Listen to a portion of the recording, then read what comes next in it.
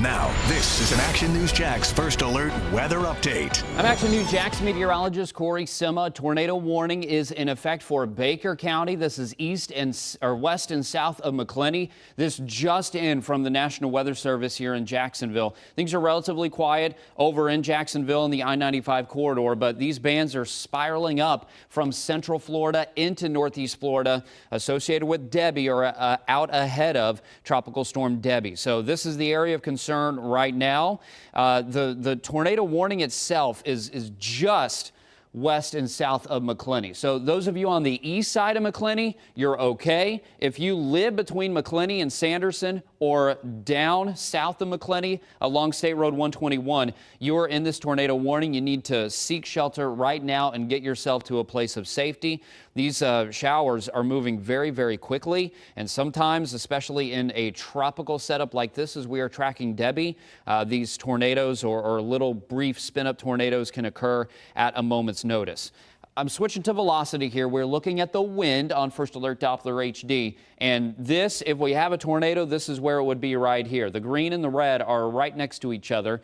We are looking from the radar at Jacksonville International Airport. The red is wind away. The red is wind away, the green is toward. So you have, that's wind shear right there. Those winds are moving basically in opposite directions right next to each other. That is the radar presentation of that circulation. So it's pretty weak right now, just east of State Road 121 and south of McClenny. But we're going to track this up to the north and northwest. We have this movement at about 30 miles per hour to the northwest. I'm going to get a motion and movement on here as these are moving and pinwheeling up to the north and west. It looks like this is going to stay west of McClenny, those of you in McClenny.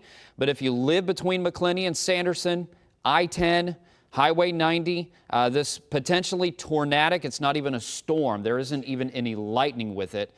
This is headed your way. Let's head to Chief Meteorologist Mike Burrish as I time this out. Yeah, Corey, Glen St. Mary I think is another good one to keep in mind here between Sanderson and McClenny. And you're right, this isn't a classic tornadic type storm where you get a lot of lightning and the tornadoes occurring in the back corner of the storm. In this case, it's the southeast corner of this cell, moving quickly to the west-northwest. And while it's in effect until 5 p.m., I think, Corey, it's a pretty good bet this won't be in effect that long. It'll probably be about another 15 minutes, give or take. Into Sanderson at 4:46, Central School at about 4:47, neighborhood Manning at about 4:31. Let's zoom into I-10. This does include I-10 west of McClenny and east of Olustee. So it's I-10 through central portions of Baker County. And as we zoom in a little bit, there's Glen St. Mary. So it looks like this would go, it looks like just a tad bit west of Glen St. Mary. As Corey already mentioned, to the west of McClenny.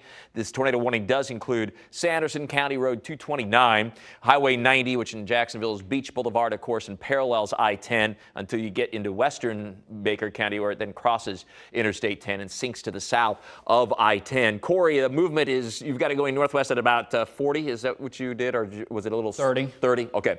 So going about 30 miles per hour right now. And this is one of those bands that's pinwheeling, as Corey used that term, off of Debby, which is now over the eastern Gulf of Mexico. We'll have a brand new update from the National Hurricane Center likely within the next 15 to 20 minutes or so. And these bands now are going to continue virtually all night long through tomorrow. Now, it's not constant. You get breaks in between the bands, but one of these bands moves in, you get strong and gusty winds that could down some trees and power lines, and you get occasionally an isolated tornado, which is why the tornado warning was issued right now for Baker County. Let's widen the view a little bit here, Corey, and we'll show the rest of the area. This is one of the more intense cells right now. Duval County, there's plenty of light rain, but certainly nothing intense or severe, but the breeze is up a little bit, and there's some rain shower activity. This was an intense storm that just moved through Lake City, an intense band. That is now getting ready to push on up into southern Georgia and will work its way west-northwestbound through northwestern Florida. And then you can see there's quite a large break. So there are storms offshore, and these bear watching. This is the kind of thing where they produce a water spout, make it to land, and can do damage. So light rain for Duval County, but the southwest edge of this northwest moving band, Corey, probably is going to catch northeast Duval or certainly eastern Nassau, right? Yeah, and Mike, we could time this out if you want, kind of get an estimate, our best estimate right now of when this line could be moving on shore. And southeast Georgia, Nassau County, Camden, potentially even Glenn County. We got to keep an eye on this line as it's moving up. I'm going to time these also to 30 miles per hour. There's not a lot of lightning with these either, as these are moving a little more westerly than northwest.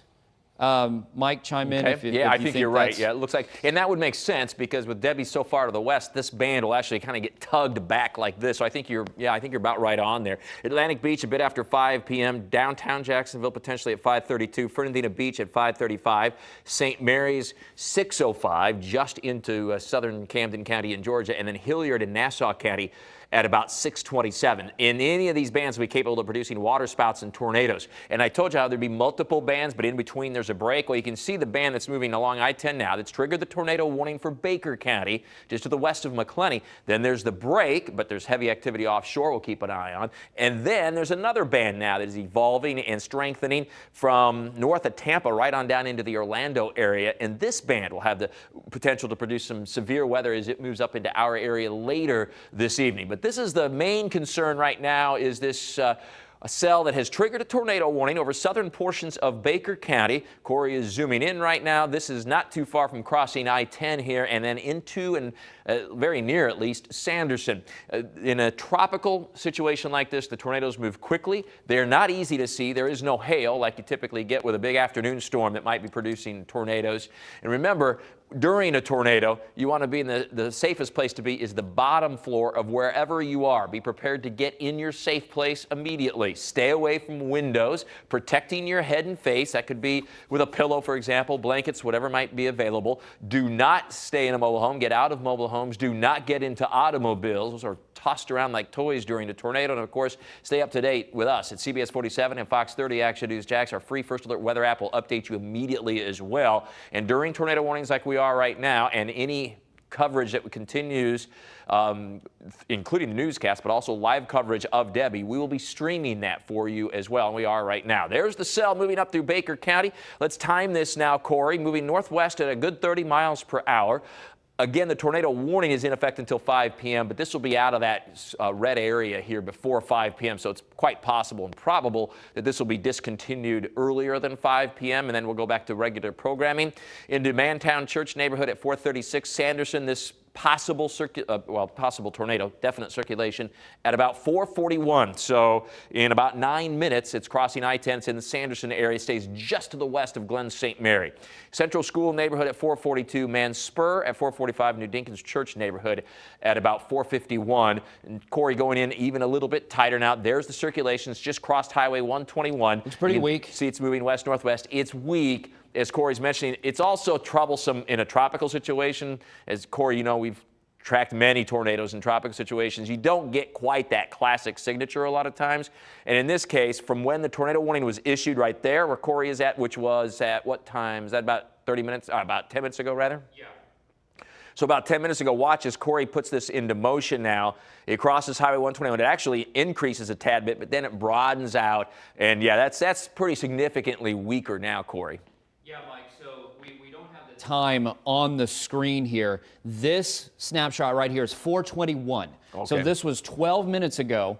You have the green and the red that are kind of close together, and then we step forward one more frame, and that's pretty tight. Yeah, that's right pretty there. significant. Yep. So I'd say there may be a funnel cloud. That's definitely a circulation, but then over the last 5 to 8 minutes, it's just looks like it's kind of gusted out. That right. There isn't as much wind shear there.